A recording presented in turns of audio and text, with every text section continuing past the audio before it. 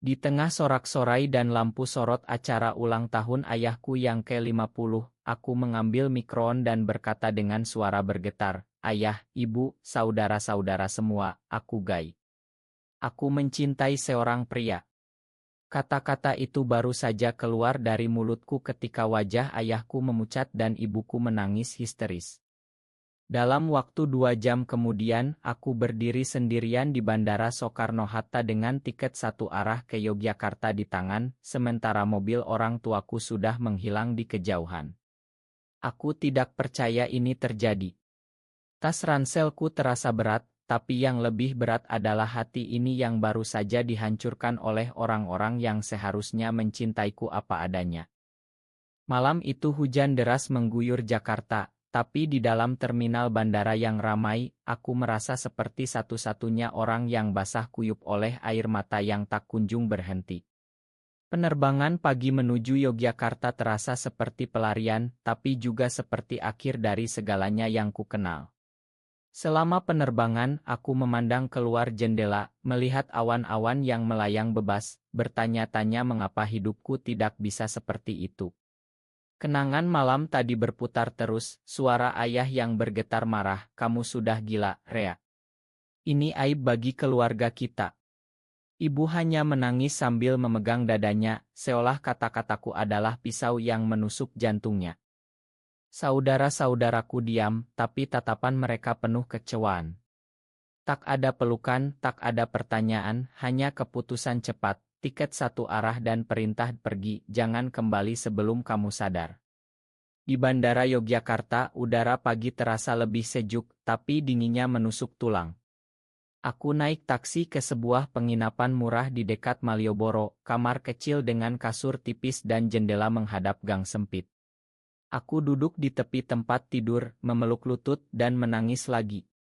Apa yang akan kulakukan sekarang, gumamku pada diri sendiri. Teleponku bergetar, pesan dari teman lama di Jakarta, "Kamu di mana?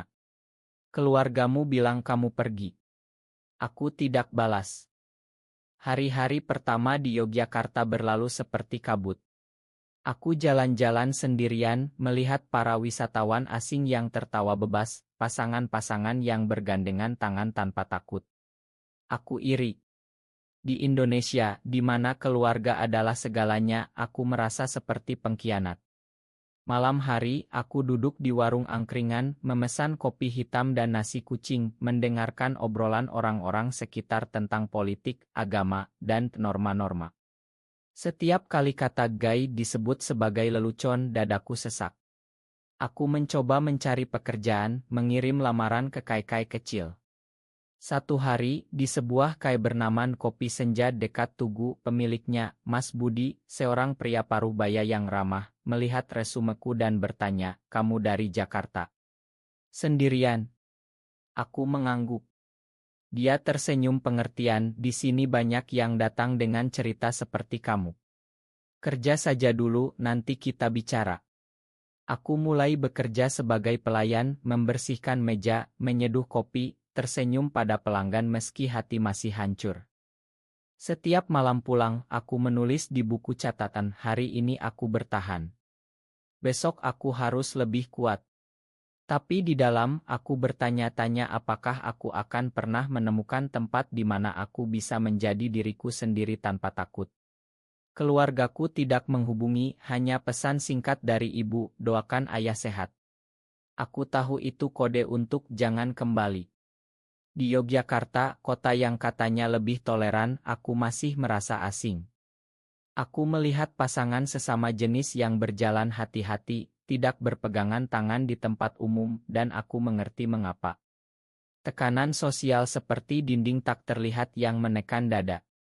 Suatu sore, saat hujan deras, seorang pemuda masuk ke kai, basah kuyup, memesan teh hangat.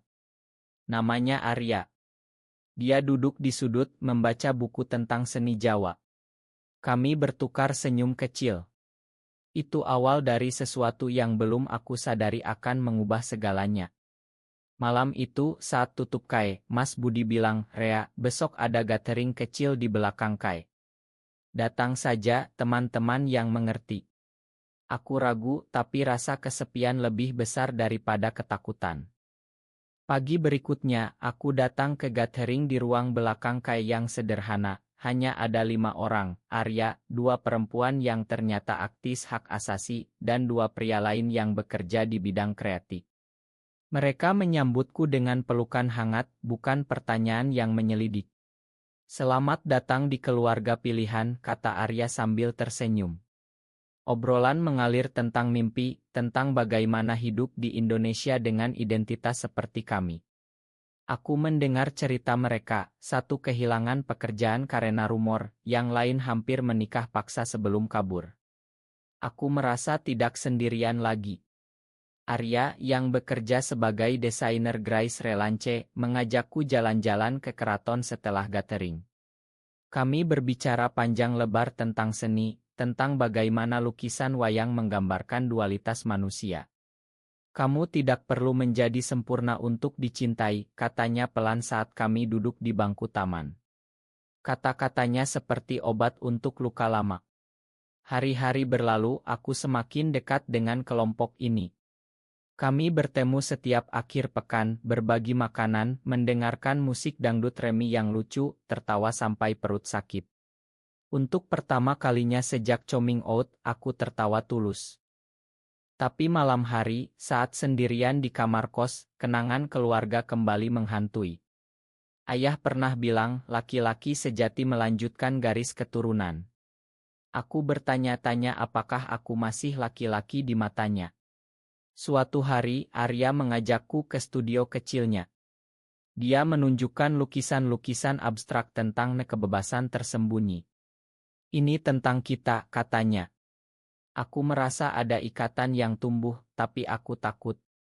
Aku baru saja kehilangan segalanya, kataku. Dia mengangguk, aku juga pernah.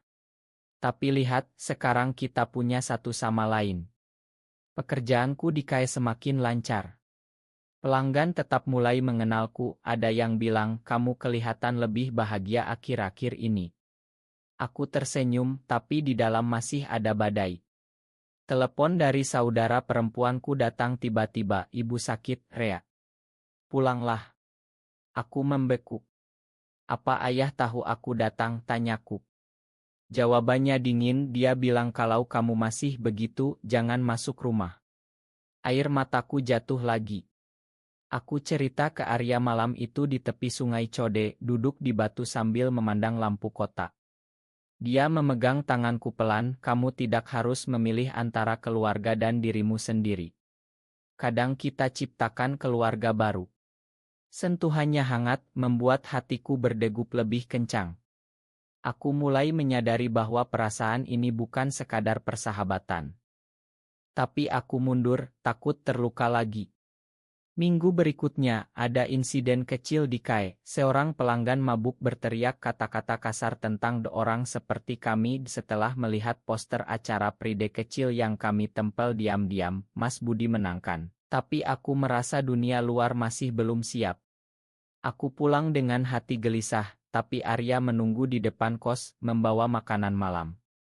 Kita hadapi bersama, katanya. Malam itu kami bicara sampai subuh, tentang mimpi, tentang masa depan di mana anak-anak kami nanti tidak perlu sembunyi.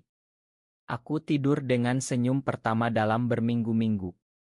Tapi di balik itu, tekanan semakin besar. Berita di media tentang kasus-kasus diskriminasi membuatku takut. Aku mulai bertanya-tanya, apakah kebahagiaan ini hanya sementara? Hubunganku dengan Arya semakin dalam tanpa kata-kata besar. Kami sering menghabiskan waktu di studio, dia mengajarku menggambar, aku bercerita tentang masa kecil di Jakarta yang penuh aturan ketat. Aku selalu tahu sejak SD, tapi aku sembunyikan karena takut, kataku suatu sore sambil melihat lukisannya. Dia tersenyum, aku juga. Tapi di Yogyakarta, kita bisa bernapas lebih lega. Suatu malam, kami pergi ke pantai Parangtritis, duduk di pasir sambil mendengar ombak. Angin malam membawa aroma garam. Arya memegang bahuku, Rea, aku suka kamu lebih dari teman. Kata itu membuat dunia berhenti sejenak. Aku balas memegang tangannya, aku juga, tapi aku takut kehilangan lagi. Kami tidak perlu kata lebih, pelukan di bawah bulan purnama cukup. Keesokan harinya, kami resmi bersama, tapi tetap hati-hati di tempat umum. Di KAE, kami hanya bertukar pandang penuh arti. Tapi kebahagiaan itu terganggu ketika ayahku menelepon. Kamu sudah gila. Ada yang bilang kamu hidup dengan laki-laki di Yogyakarta. Suaranya penuh amarah. Aku mencoba tenang, ayah, ini aku. Aku bahagia sekarang. Dia memutus telepon. Ibu kemudian kirim pesan panjang tentang dosa dan neraka. Aku hancur, tapi Arya memelukku sepanjang malam, kita buktikan dengan hidup kita yang baik. Di komunitas, kami mulai terlibat lebih aktif, membantu acara kecil tentang kesehatan mental bagi yang seperti kami. Aku melihat banyak cerita mirip, anak muda yang diusir, yang mencoba bunuh diri, yang akhirnya bangkit. Itu memberi kekuatan. Suatu hari, ada misunderstanding kecil dengan Arya. Dia lupa janji karena deadline kerja. Aku marah karena merasa ditinggalkan lagi seperti keluarga. Kamu seperti ayahku, selalu prioritaskan yang lain, kataku kasar. Dia diam lalu bilang, aku bukan mereka, Rea. Aku di sini untukmu. Kami berdamai dengan ciuman di dahi, belajar berkomunikasi. Tekanan sosial semakin terasa saat Ramadan tiba. Kami berpuasa bersama, tapi di masjid aku merasa bersalah. Apakah Tuhan masih mencintaiku? Tanyaku pada Arya. Dia jawab, Tuhan menciptakan kita begini, cintanya lebih besar dari aturan manusia. Kata-kata itu menenangkan. Pekerjaanku naik jabatan jadi supervisor KAE, gajiku cukup untuk kirim uang ke ibu diam-diam, tapi keluarga masih menolak. Suatu malam, saudaraku datang ke Yogyakarta secara diam-diam, bertemu di KAE. Ayah sakit, Rea. Dia tanya tentangmu tapi tak mau ngaku. Aku menangis, tapi tetap teguh, aku tidak akan kembali sebagai orang lain. Perjalanan emosional semakin dalam, aku mulai menulis blog anonim tentang pengalaman, mendapat dukungan dari banyak orang. Arya bangga, kamu sedang tumbuh, Rea.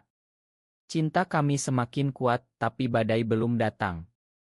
Hubungan kami diuji ketika berita tentang acara komunitas kecil kami bocor ke media lokal. Ada artikel yang menyebut KAE tempat penyimpangan. Pelanggan berkurang, Mas Budi khawatir. Aku dan Arya menjadi target bisik-bisik. Suatu hari, seorang kerabat jauh dari Jakarta datang ke Yogyakarta, mengaku menjemput aku atas perintah ayah. Kamu harus pulang, diobati, katanya. Aku tolak mentah-mentah, tapi hatiku goyah. Arya mendukung, tapi aku mulai ragu, mungkin aku memang salah. Malam itu, kami bertengkar hebat. Kalau kamu terus begini, aku takut kehilanganmu, kataku. Arya menjawab tenang, cinta ini pilihan kita, Rea. Jangan biarkan mereka menang. Kami berdamai dengan berjalan-jalan malam di Malioboro, tangan bersembunyi di saku yang sama. Aku mulai ikut terapi online gratis dari komunitas, belajar menerima diri. Di KAE, kami adakan acara kecil cerita malam untuk pelanggan setia, berbagi kisah tanpa menyebut identitas langsung. Itu membangun kepercayaan lagi. Keluarga mengirim Ustadz ke Yogyakarta untuk membimbing aku. Pertemuan itu tegang, Ustadz bicara tentang itrah, aku balas dengan tenang tentang kasih sayang. Dia pergi tanpa hasil. Arya bilang, kamu semakin kuat. Cinta kami berkembang, kami merencanakan liburan kecil ke pantai, berpegangan tangan di tempat sepi. Tapi tekanan kerja dan keluarga membuat Arya stres, dia sakit seminggu. Aku merawatnya, memasak bubur, itu membuatku sadar betapa aku mencintainya. Suatu malam di rumah sakit kecil, aku berbisik, aku tidak akan pernah tinggalkan kamu seperti mereka tinggalkan aku. Hubungan semakin matang, tapi konflik eksternal meningkat saat ada demo anti di kota. Kami harus sembunyi lebih hati-hati. Aku mulai mimpi buruk tentang masa lalu, bangun tengah malam menangis. Arya selalu ada, memeluk sampai tenang. Pertumbuhan pribadiku terlihat, aku sekarang berani bicara di gathering, berbagi cerita coming out. Teman-teman bilang aku inspirasi. Tapi di dalam masih ada luka yang belum sembuh total. Puncak krisis datang ketika ayahku sakit parah, dirawat di rumah sakit Jakarta. Ibu menelepon, "Pulanglah, Rea, sebelum terlambat." Aku pergi meninggalkan Arya dengan janji cepat kembali. Di Jakarta, suasana rumah dingin. Ayah diranjang melihatku dengan mata lelah. "Kamu masih begitu?" tanyanya lemah. Aku jawab, "Ya, Ayah. Tapi aku bahagia dan baik-baik saja." Saudara-saudara marah, ada pertengkaran besar.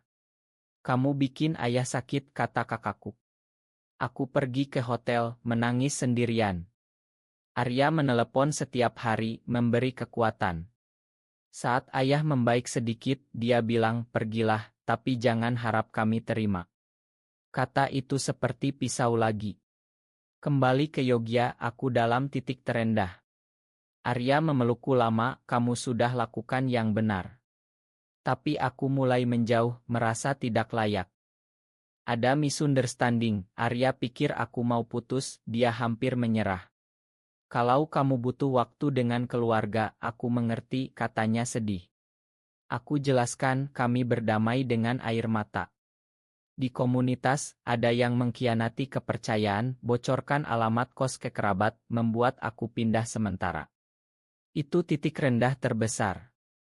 Aku hampir menyerah, tapi Arya bilang, "Kita bangun lagi dari nol."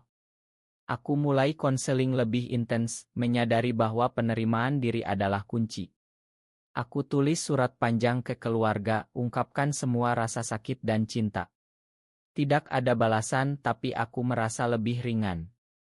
Cinta kami semakin dalam, kami bicara tentang masa depan bersama, mungkin pindah ke kota lain suatu hari.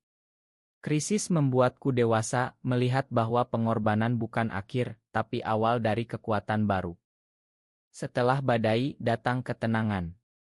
Ayah pulih, kirim pesan singkat, "Jaga diri." Bukan penerimaan penuh, tapi celah kecil. Aku dan Arya merayakannya dengan pergi ke pantai selatan Yogya, tempat sepi. Di sana, di bawah sunset yang indah, kami berpelukan lama, angin laut membawa janji. "Kamu rumahku sekarang," kataku. Dia jawab, "Dan kamu cahayaku."